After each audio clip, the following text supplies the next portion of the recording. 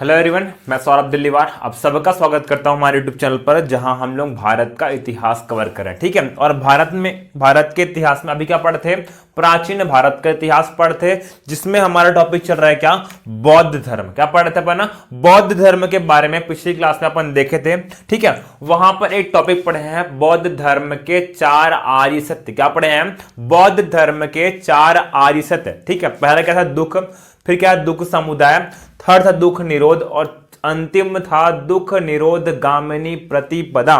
ठीक है, दुख निरोध गामिनी प्रतिपदा में बोला गया है क्या कि अष्टांगिक मार्ग को फॉलो करके, अष्टांगिक मार्ग का पालन करके तृष्णा को समाप्त किया जा सकता है, और अगर तृष्णा दूर हो गई तो दुख ऑटोमेटिकली दूर हो जाएगा। ठीक है, हमने पढ़ा ना, दुख का कारण क्या है? तृष्णा है, और अगर तृष्णा समाप्त हो गई तो दुख ऑटोमेटिकली समाप्त हो जाएगा। इसीलिए गौतम बुद्ध जी ने, ठीक है, क्या बोला है? अष्टांगिक मार्ग को फॉलो करके आप तृष्णा को समाप्त कर सकते हैं और दुख खत्म हो जाएगा, दुख ऑटोमेटिकली ही खत्म हो जाएगा। देखते हैं उस अष्टांगिक मार्ग के बारे में। बहुत ही महत्वपूर्ण क्वेश्चन है मेंस के दृष्टिकोण से, कई बार पूछ चुका है कि बौद्ध धर्म के अष्टांगिक मार्ग के बारे में लिखिए।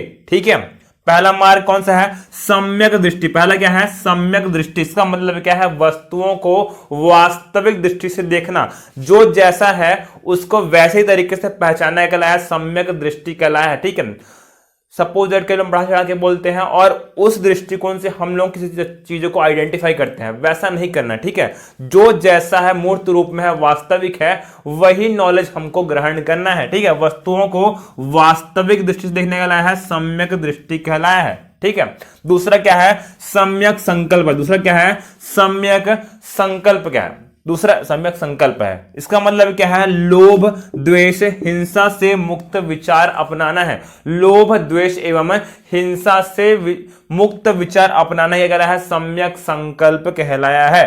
तीसरा मार्ग कौन सा है? सम्यक वाणी। तीसरा मार्ग कौन सा है? सम्यक वाणी। हमेशा सत्य बोलना है और अच्छा बोलना है, हमेशा सत्य बोलना है और अच्छा ही बोलना है, कोई भी बुरा चीज किसी को नहीं बोलना है। ठीक, वही कहलाया है सम्यक वाणी कहलाया है। अगला क्या है? सम्यक कर्म। अगला कौन सा है? सम्यक कर्म। हमेशा अच्छा काम करना है, हमेशा अच्छा काम करना है, सत्कर्म करना है, कोई भी बुरे कार्यों का अनुसरण नहीं करना है, बुरा कार्य नहीं करना है। ठीक है, आप लोग भी अपनाना इसको, हमेशा सम्यक कर्म करना है। दूसरा क्या है? सम्यक आजीव। सम्यक आजीव मतलब सदाचार युक्त आजीविका। जो भी आपका काम धंधा है जिससे आपको आजीविका मिल रही है, हमेशा कैसा होना चाहिए? वो सदाचार युक्त होना चाहिए, हमेशा सदाचार युक्त होना चाहिए। मतलब गलत तरीके से धन अर्जन करते हैं वो गलत है, ऐसा बताया गया है इस 5वें मार्ग में। जो आपकी आजीविका है वह सत्कर्मों के द्वारा अर्जित होनी चाहिए। ठीक है, अगला क्या है? सम्यक व्यायाम। अगला क्या है? सम्यक व्यायाम।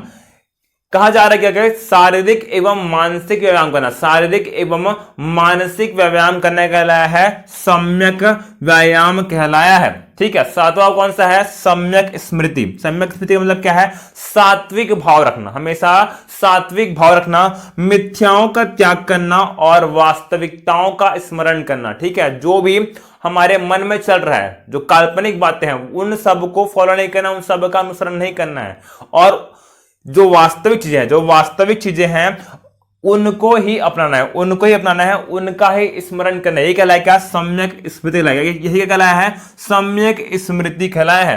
अंतिम मार्ग कौन सा है? सम्यक समाधि। अंतिम कौन सा है? सम्यक समाधि। इसका मतलब है मन को एकाग्र रखना। क्या है? मन को एकाग्र रखना। ठीक है, अब इन अष्टांगिक मार्ग को फॉलो करके हम लोग कहते हैं तृष्णा को समाप्त कर सकते हैं, तृष्णा को समाप्त कर सकते हैं। और एक बार तृष्णा समाप्त हो गई तो दुख ऑटोमेटिकली ही समाप्त हो जाएगा। जब दुख समाप्त होगा, जब दुख समाप्त हो गया, तब मतलब इस अष्टांगिक मार्ग को फॉलो करके दुख समाप्त हो जाएगा, तब आपको निर्वाण की प्राप्ति होगी। तब आपको क्या होगा?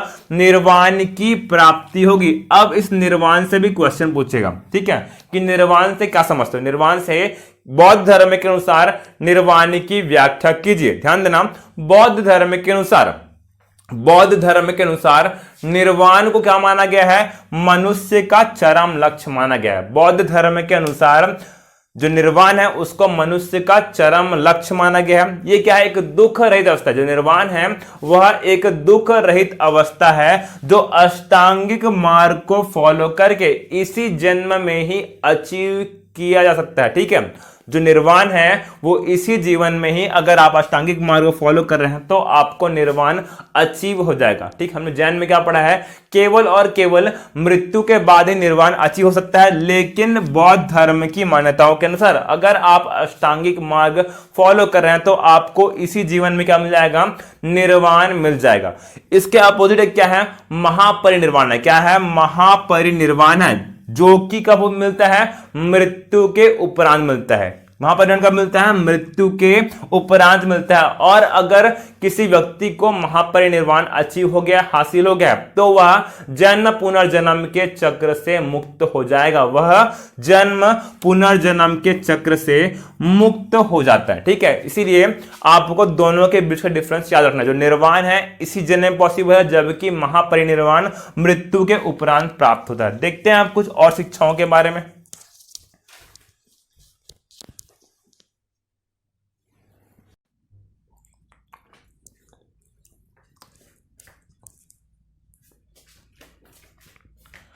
कुछ देर पहले हमने पढ़ा क्या कि अष्टांगिक मार्ग को फॉलो करके आप निर्वाण की प्राप्ति कर सकते हैं। अष्टांगिक मार्ग को फॉलो करके आप निर्वाण की प्राप्ति करते हैं। एक्चुअल में क्या होता है?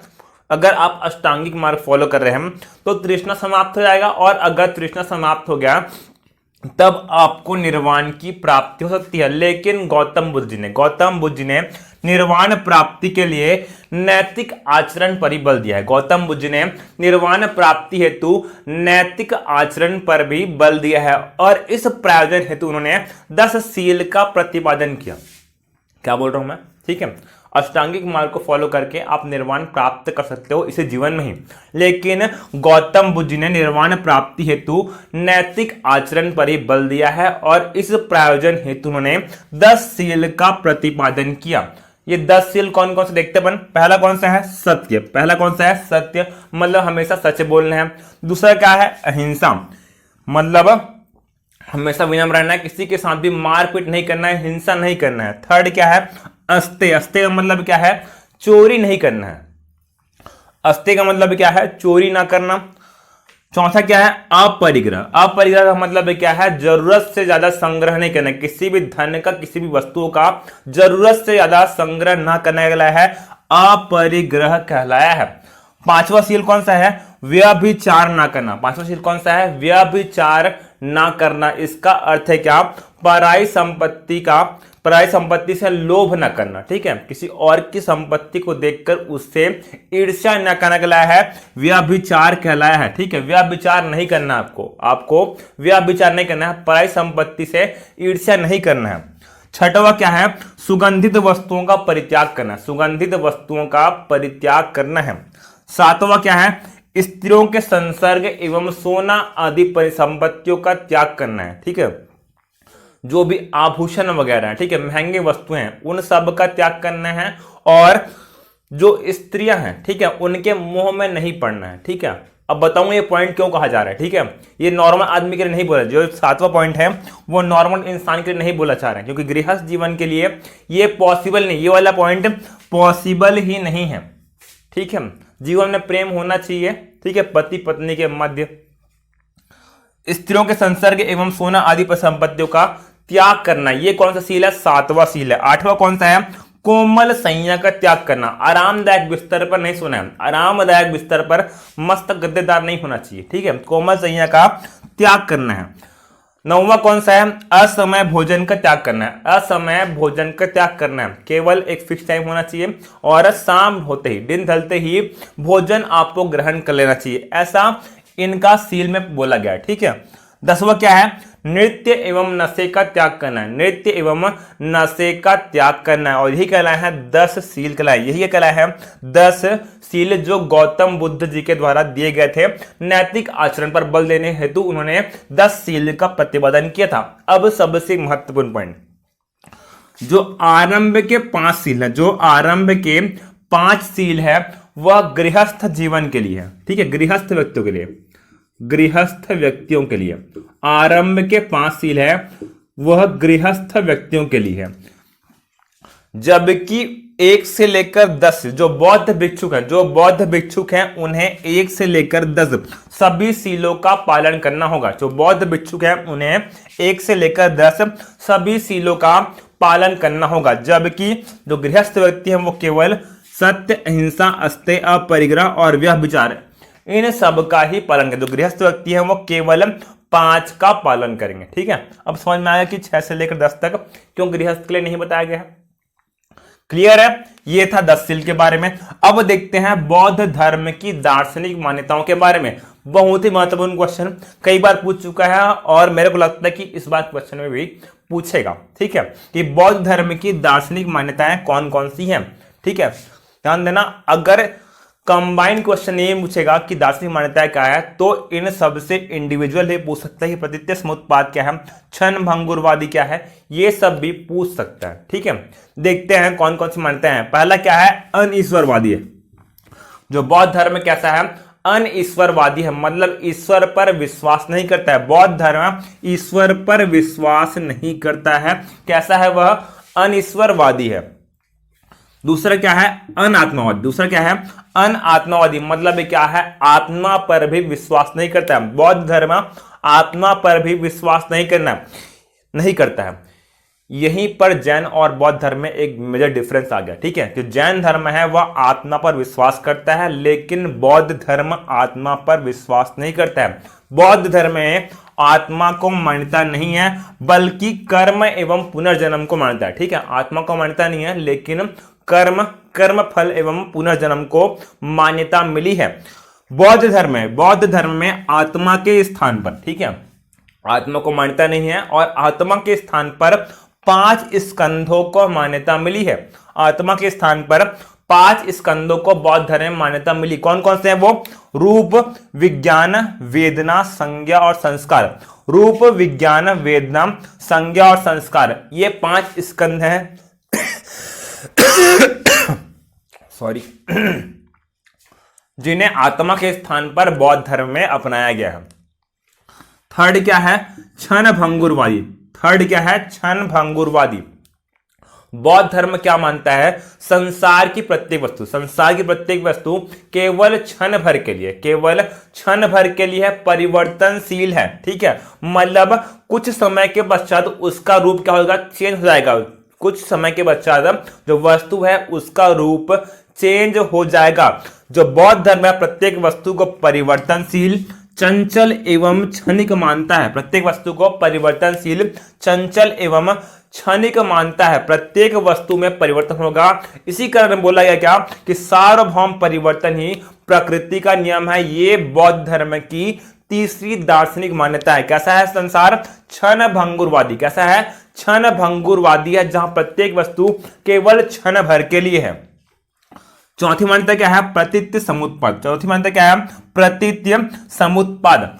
गौतम बुद्ध जी कहते हैं क्या कि मनुष्य अपने कर्मों के कारण बार बार इस दुखमय संसार में जन्म लेता है। अपने कर्मों के कारण बार बार मनुष्य इस दुखमय संसार में जन्म लेता है, उसे आना पड़ता है। अपने कर्मों के कारण इस संसार में आना पड़ता है। जब तक आपको महापरिनिर्वाण नहीं मिला है तब तक आप इस दुखमय संसार में बार बार आते रहोगे। और इसी जन्म पुनर्जन्म के चक्र को समझाने के लिए उन्होंने प्रतीत्य समुत्पाद का उल्लेख किया है और उसे 12 चरणों में स्पष्ट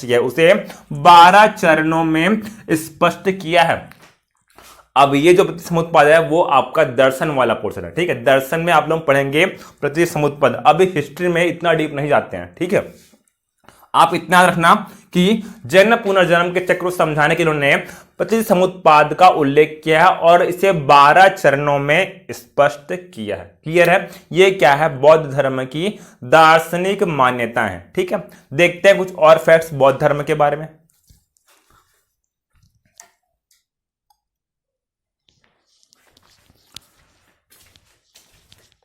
ठीक है, अब 2 नोट पॉइंट है, वो नोट पॉइंट अपने कॉपी में नोट करना है। ठीक है, क्या नोट पॉइंट है कि बौद्ध धर्म को अंतिम संरक्षण कौन से वंश ने दिया था।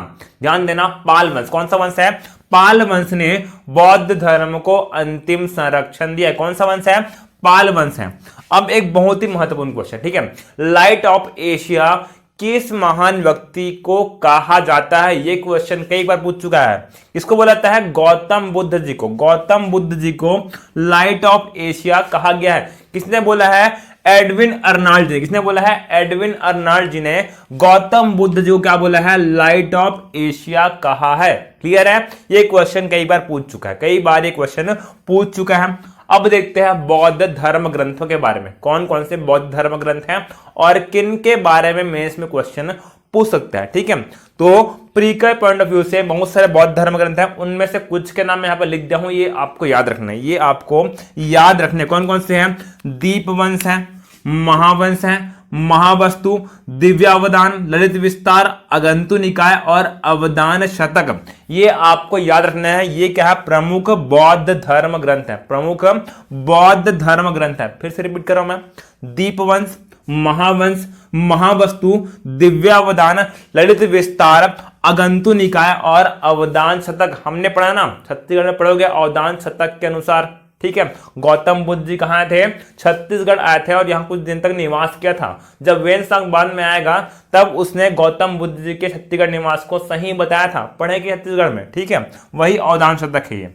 अब क्वेश्चन कहां सकता है? तीन पिटकों से, तीन पिटकों से क्वेश्चन आ सकता है। त्रिपिटक के बारे में आप क्या जानते हैं? यहां से एक क्वेश्चन पूछता है 8 मार्क्स से भी, या फिर 2-2 मार्क्स में भी इन तीनों पिटकों के बारे में अलग अलग पूछता है कि सुत्त पिटक क्या है, विनय पिटक क्या है, या फिर अभिधम्म पिटक क्या है। ठीक है, अब पिटक क्या है? पिटक का शाब्दिक अर्थ क्या है? टोकरी। पिटक का शाब्दिक अर्थ क्या है? टोकरी। गौतम बुद्ध जी की मृत्यु के पश्चात, गौतम बुद्ध जी की मृत्यु के पश्चात उनकी शिक्षाओं को संकलित करके 3 पिटकों में विभाजित किया गया है। ठीक है, बोल रहा मैं, गौतम बुद्ध जी की मृत्यु के पश्चात उनकी शिक्षाओं को संकलित करके 3 पिटकों में विभाजित किया गया है। कौन कौन से हैं?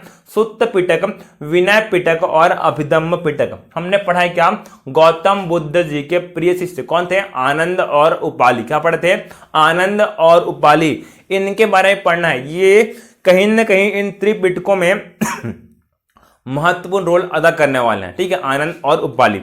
पढ़ते हैं अपन पहले पिटक सुत्त पिटक के बारे में। ठीक है, पहला पिटक कौन सा है? सुत्त पिटक, जिसकी रचना किसने की है? आनंद ने की है। किसने की है? आनंद ने की है, जो कि गौतम बुद्ध जी के प्रिय शिष्य थे।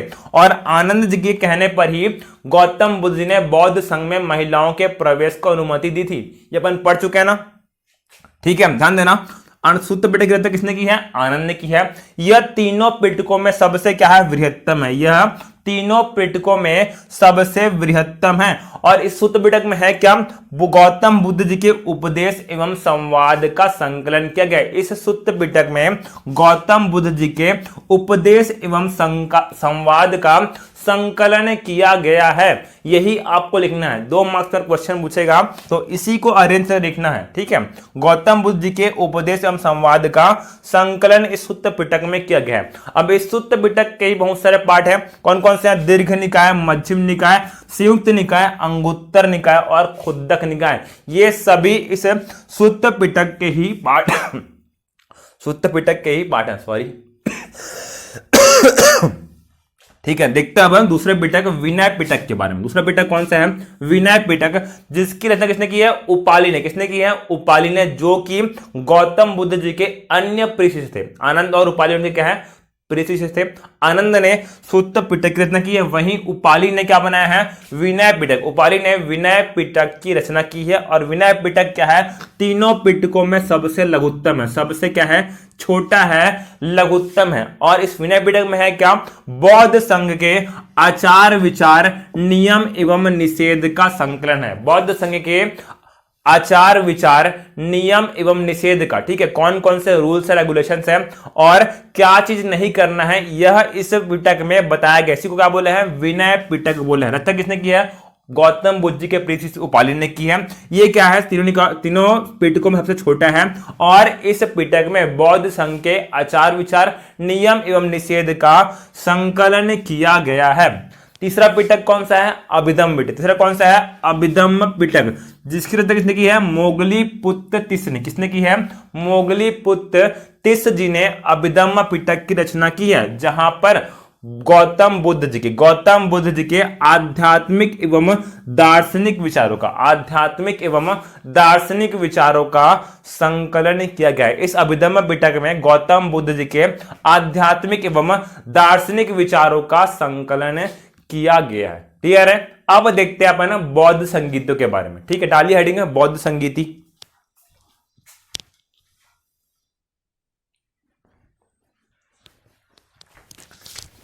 डालिए हेडिंग बौद्ध संगीतियां। ठीक है, हमारा टॉपिक क्या है? बौद्ध संगीतियां। ठीक है, जब जैन धर्म की संगीतियां पढ़ाया हूं तब वहां पर मैं डिस्कस किया हूं कि संगीति क्या होता है। किसी भी धर्म में अगर परंपराएं बिखर जाती है तो उन परंपराओं को समेटने के लिए इन संगीतियों का आयोजन किया गया है। साथ ही साथ इन बौद्ध संगीतियों का दूसरा उद्देश्य क्या है? बौद्ध धर्म का प्रचार प्रसार करना भी इन बौद्ध संगीतियों का उद्देश्य रहा है। और इस प्रायोजन से 4 बौद्ध संगीतियों का आयोजन किया गया। कितने बौद्ध संगीतियां हैं? 4 बौद्ध संगीतियों का आयोजन किया गया है। बहुत ही महत्वपूर्ण है ये चारों बौद्ध संगीतियां। इनसे क्वेश्चन प्री में भी और मेंस में भी दोनों जगह में ये क्वेश्चन पूछता है और आगे भी पूछेगा कि कौन सी संगीति कब हुई थी, कहां हुई थी, अध्यक्ष कौन थे, और इस संगीति के बारे में विशेष तथ्य क्या है। ठीक है, स्टार्ट करते हैं अपन। पहला बौद्ध संगीति कब आयोजित हुआ? 483 ईसा पूर्व में। पहली बौद्ध संगीति 483 ईसा पूर्व में राजगृह में आयोजित की गई थी। कहां हुई है? राजगृह में। इस समय शासक कौन थे? अजातशत्रु। कौन शासक इस समय? अजातशत्रु, जो कि हर्यक वंश के थे। कौन से वंश के थे? हर्यक वंश के थे। और इनके समय में ही प्रथम बौद्ध संगीति का आयोजन किया गया था। ठीक है, अध्यक्ष कौन थे संगीति के? महाकश्यप। अध्यक्ष कौन थे? महाकश्यप। और इस संगीति के बारे में विशेष क्या है कि इसी प्रथम बौद्ध संगीति में सुत्त एवं विनय पिटक का संकलन किया गया था। ठीक है, प्रथम बौद्ध संगीति यानी कि 483 ईसा पूर्व में राजगृह में जब अजातशत्रु, जो कि हर्यक वंश के शासक हैं, उनके समय में ही महाकश्यप की अध्यक्षता में बौद्ध संगीत आयोजित की गई थी और यहीं पर सुत्त एवं विनय पिटक का संकलन किया गया था। याद हुआ? ठीक है, देखते हैं अब द्वितीय बौद्ध संगीति जो आयोजित हुई कब? 383 ईसा पूर्व।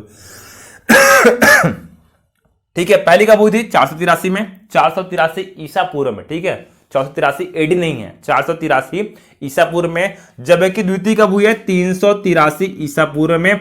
कहां पर?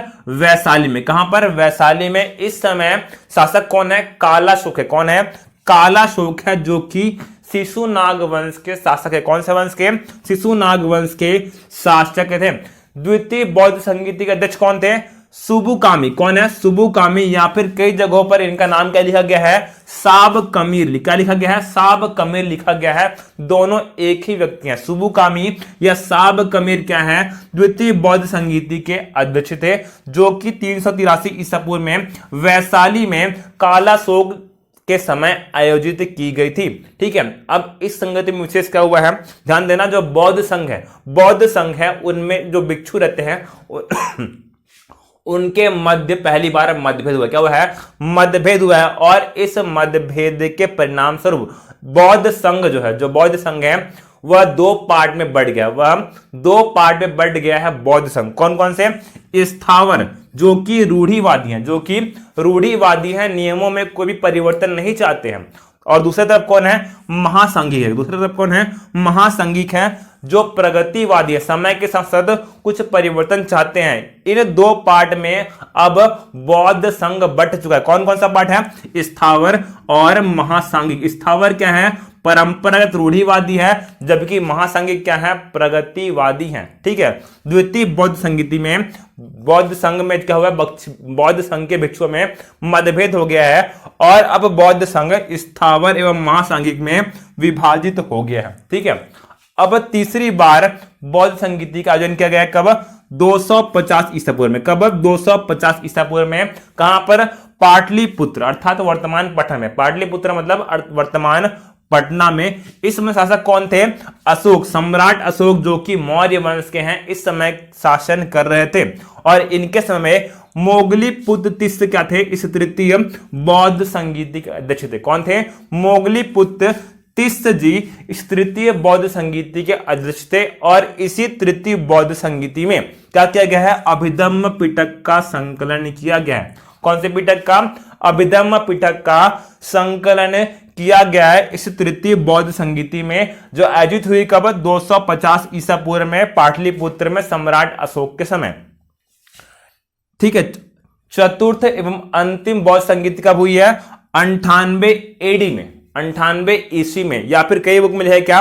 प्रथम सदी ईस्वी, प्रथम सदी ईस्वी में इस चतुर्थ बौद्ध संगीति का जन्म कुंडलवन में, कहा हुआ है? कुंडलवन में, जो वर्तमान कश्मीर में, कहां है? वर्तमान कश्मीर में।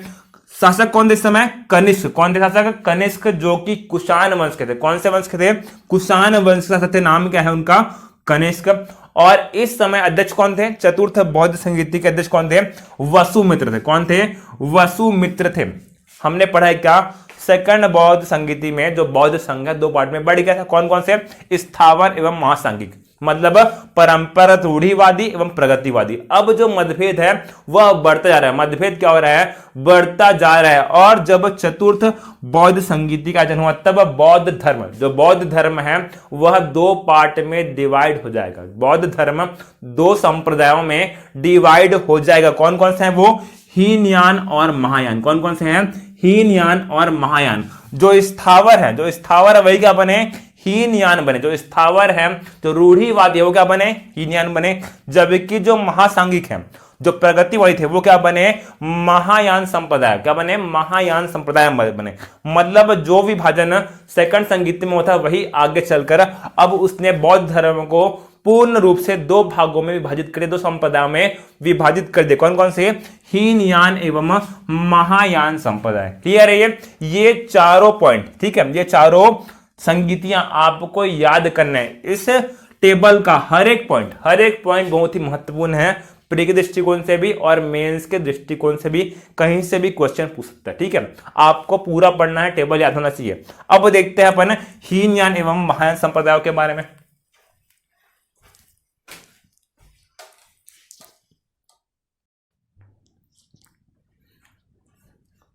ठीक है, डालिए हेडिंग हीनयान एवं महायान में अंतर। हमने देखा क्या? चतुर्थ बौद्ध संगीति में जो बौद्ध धर्म है, बौद्ध धर्म जो है 2 संप्रदायों में बढ़ चुका है। कौन कौन से थे वो? हीनयान और महायान। कौन कौन से थे? हीनयान और महायान। जो परंपरागत रूढ़िवादी, जो परंपरागत रूढ़िवादी थे, स्थावर थे, वो क्या बने हैं? हीनयान बने हैं। जबकि जो प्रगतिवादी है वो क्या बने हैं? महायान बने। क्या बने हैं? महायान बने हैं। देखते हैं इन दोनों के बीच डिफरेंस। जो हीनयान संप्रदाय है वह गौतम बुद्ध जी को क्या मानता है? महापुरुष मानता है। क्या मानता है? महापुरुष मानता है। और जो भी शिक्षाएं गौतम बुद्ध जी के द्वारा दी गई है उनको इस हीनयान संप्रदाय ने यथावत स्वीकारा। यथावत मतलब एज इट इज स्वीकार है, उसमें कोई भी चेंजेस इनको अलाउ नहीं है, कोई भी चीज इन्होंने स्वीकार नहीं किया। जो भी शिक्षाएं गौतम बुद्ध जी ने दी है उन्हें एज इट इज यथावत इन्होंने स्वीकार किया है। जबकि महायान संप्रदाय क्या मानता है? गौतम बुद्ध जी को ईश्वर मानता है। क्या मानता है? ईश्वर मानता है। और इन्होंने, महायान संप्रदाय ने गौतम बुद्ध की शिक्षाओं में कुछ परिवर्तनों को स्वीकार किया है, क्योंकि इनका मानना क्या है? गौतम बुद्ध जी का थे ईश्वर थे और ईश्वर के जैसा कार्य हम लोग नहीं कर सकते हैं। ठीक है, इसीलिए थोड़ा बहुत उसमें इन्होंने स्वीकार किया है। जबकि हीनयान संप्रदाय उनको क्या मानता है? महापुरुष मानता है। ठीक है, पुरुष ही हैं, महापुरुष हैं, इसीलिए उनको फॉलो कर सकते हैं, ऐसा इनका मानना है। और इस कारण से इन्होंने इनकी शिक्षाओं में बिल्कुल भी चेंजेस नहीं किए हैं। ठीक है, ये क्या है? जो हीनयान संप्रदाय है कैसा है? परंपरागत रूढ़िवादी है। कैसा है? रूढ़िवादी है। जबकि महायान संप्रदाय कैसा है? प्रगतिवादी। कैसा है? प्रगतिवादी है। हम लोगों ने पढ़ा है ना, जो स्थावर संप्रदाय है, जो रूढ़िवादी वो क्या बना है? हीनयान बना है। जो प्रगतिवादी है, महासांगिक है, वो क्या बने हैं? महायान बने हैं। ठीक है, जो हीनयान है उनका केंद्र क्या है? कौशांबी। केंद्र क्या था इनका? कौशांबी। जबकि महायान संप्रदाय का केंद्र क्या है? मथुरा। क्या था इनका केंद्र? मथुरा था। ठीक है। जो हीनयान संप्रदाय है उन्होंने बौद्ध धर्म का प्रचार प्रसार या फिर हीनयान संप्रदाय का प्रचार प्रसार दक्षिण भारत में, इवन देन श्रीलंका में भी इन्होंने क्या किया है?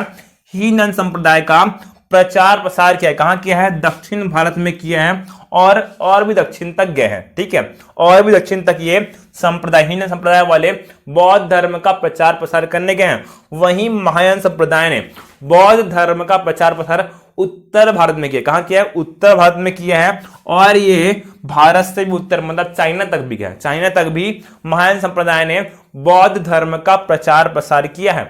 अंतिम डिफरेंस क्या है? जो हीनयान संप्रदाय है उन्होंने अपनी शिक्षाओं के प्रचार प्रसार के लिए पाली भाषा का प्रयोग किया। कौन सी भाषा का? पाली भाषा का प्रयोग किया है। जबकि महायान संप्रदाय ने संस्कृत भाषा का प्रयोग किया। क्लियर है? ये डिफरेंस है हीनयान और महायान संप्रदाय में। ये आपको याद रखना है मेंस के दृष्टिकोण से भी, और प्रिय भी इनसे कुछ ना कुछ पॉइंट पूछ सकता है। ठीक है। अब एक नोट है क्या? बौद्ध धर्म के प्रमुख केंद्र। बौद्ध धर्म के प्रमुख केंद्र कौन कौन से हैं और इनकी स्थापना किसने की है? यहां से क्वेश्चन प्री में पूछ सकता है। मैं से भी यहां से पॉसिबिलिटी है, भूले बैठे कैसे क्वेश्चन पूछ ले। कौन कौन से थे? विक्रमशिला, नालंदा, वल्लभी और ओदंतपुरी। कौन कौन से हैं? विक्रमशिला, नालंदा, वल्लभी और ओदंतपुरी। विक्रमशिला की स्थापना किसने की है? धर्मपाल ने की थी। विक्रमशिला जो है उसकी स्थापना धर्मपाल ने की थी, जो कि पाल वंश के थे। कौन से वंश के थे? पाल वंश के। वहीं नालंदा की स्थापना किसने की है? कुमार गुप्त ने। The most important question, Nalanda की स्थापना किसने की है? कुमार गुप्त ने की थी, जो कि गुप्त वंश के थे। कौन से वंश के थे? गुप्त वंश के थे। वल्लभी की स्थापना किसने की है? भट्टारक ने की थी, जो कि मैत्रेय वंश के थे। कौन से वंश के थे? मैत्रेय वंश के। ठीक है। ओदंतपुर की स्थापना किसने की है? गोपाल पाल ने। किसने की है? गोपाल पाल ने, जो कि पाल वंश के हैं। ठीक है। कौन से वंश के हैं? पाल वंश के। हमने पढ़ा है ना बख्तियार खिलजी ने नालंदा को तहस नहस किया था, इस बारे में पढ़ चुका है मध्यकाल में। उसी नालंदा की स्थापना किसने की थी? कुमार गुप्त ने की थी, जो कि कौन से वंश के थे? गुप्त वंश के थे। ठीक है। लगभग खत्म हो चुका है क्या? बौद्ध धर्म। अब कुछ नोट्स बाकी हैं, जो नोट पॉइंट है उसको लिख लीजिए। एक गौतम बुद्ध जी के भाई है, नाम क्या है उनका? देवदत्त। नाम क्या है? देवदत्त। ये गौतम बुद्ध जी के चचेरे भाई हैं। ध्यान देना, फेमस क्यों है कि गौतम बुद्ध के जीवन काल में ही, ठीक है, गौतम बुद्ध के जीवन काल में जो देवदत्त हैं उनके सचेरे भाई हैं, यह बौद्ध संघ के प्रमुख बनना चाह रहे थे। ठीक है। जो देवदत्त है कौन है? गौतम बुद्ध जी के चचेरे भाई हैं, और गौतम बुद्ध के जीवन काल में ही यह बौद्ध संघ के प्रमुख बनने की चाह रखते थे। क्लियर है? नोट नंबर 2 क्या है? बौद्ध संघ में कुछ व्यक्तियों का प्रवेश निषेध माना गया। बौद्ध संघ में कुछ व्यक्तियों का प्रवेश निषेध माना गया। कौन कौन से वे? रोगी व्यक्ति, ऋणी व्यक्ति, चोर एवं दास। इन चारों का प्रवेश बौद्ध संघ में वर्जित माना गया। बौद्ध संघ में आप एंट्री नहीं पा सकते हो अगर आप इन चारों में से किसी कैटेगरी को बिलोंग करते हो। ठीक, कौन कौन से हैं? रोगी व्यक्ति, ऋणी व्यक्ति, चोर या फिर दास। इन चारों का प्रवेश जो है बौद्ध संघ में वर्जित किया गया। ठीक है। एक और महत्वपूर्ण क्वेश्चन कि इनमें से किस शासकों ने बौद्ध धर्म को संरक्षण दिया? जो महत्वपूर्ण शासक हैं उनके बारे में यहां पर लिखा है। कौन कौन से हैं? कनिष्क, हर्षवर्धन, बिंबिसार, अजातशत्रु, अशोक, प्रसेनजीत, उदयन और गोपाल। कौन कौन से हैं? कनिष्क, हर्षवर्धन, बिंबिसार, अजातशत्रु, अशोक, प्रसेनजीत, उदयन और गोपाल। एक बार में किसी को याद नहीं, एक बार में किसी को भी याद नहीं होने वाला है। जब आप बार बार पढ़ोगे तब आपको याद हो जाएगा, या फिर कोई ट्रिक फॉलो कर लीजिए। ठीक है।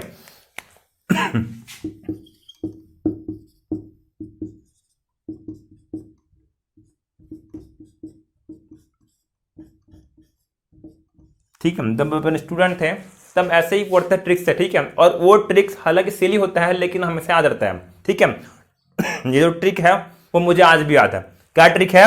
कह बापूजी। ट्रिक क्या है? कह बापूजी। क से क्या है? कनिष्क, ह से क्या है? हर्षवर्धन, फिर इंग्लिश में आ गया हूं मैं। ठीक है।